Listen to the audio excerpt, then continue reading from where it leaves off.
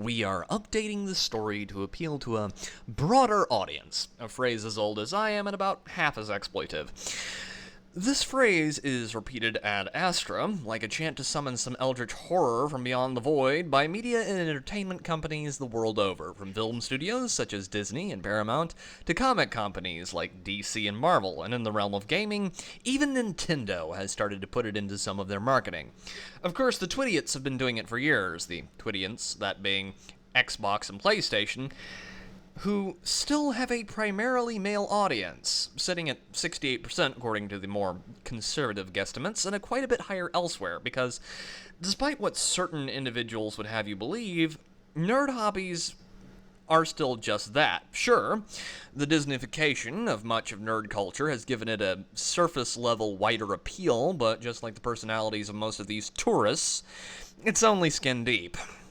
Most tourists are attracted to a thing because it was popular, not for the thing itself, but for the opportunities it gives for pushing forward their personal goals, and often this was done under the guise of making a hobby or fandom more diverse or inclusive, which is of course a smokescreen to cover up their less than noble intentions of turning every hobby into a progressive one. The result of this is, of course, that the fans who are not progressive no longer wish to be part of said franchise's fandom, as no one wants to see their favorite franchise used as a skin suit for progressive propaganda. Nerddom was never exclusionary against minorities, as nerds are themselves generally outcasts. But that was never actually the problem. Rule number one of being a disingenuous hack: if you can't win the argument you're having, jimmy your way over to the argument you can count on the access media to apply a generous brush of smokescreen to, and win that bitch, by lies, slander, and generous applications of accusations of bigotry if necessary, and then deny that anything untoward is happening at all. Which brings me along rather nicely to a question. If nerd spaces have always been diverse, as many of these mentally deficient dirt choppers would have you believe, why did it need to change? If a franchise needs to be updated to appeal to a broader audience, or a more modern one, then that has the natural implication that it did not appeal to these people in the first place, and thus was not made for them. As if it were, then it would not need to be updated for a modern audience.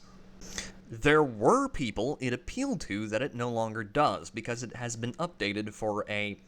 different audience. The problem being for the company that they just changed their IP to appeal to an audience that hates what they were, and will not be appeased until they have completely subsumed the franchise, and they will demand more and more change until the thing is not even a vaguely recognizable bloody mass of brain matter and bone that gets left quivering in the nearest dumpster after its new boyfriend gets bored and goes to find another franchise to burdate. Things that once might have possessed names like Marvel, or Star Trek, or Doctor Who, or Warhammer, or Halo, or The Last of Us, but now they are all the same wrecked abominations, godforsaken Frankenstein's monsters of franchises, made ostensibly for the masses,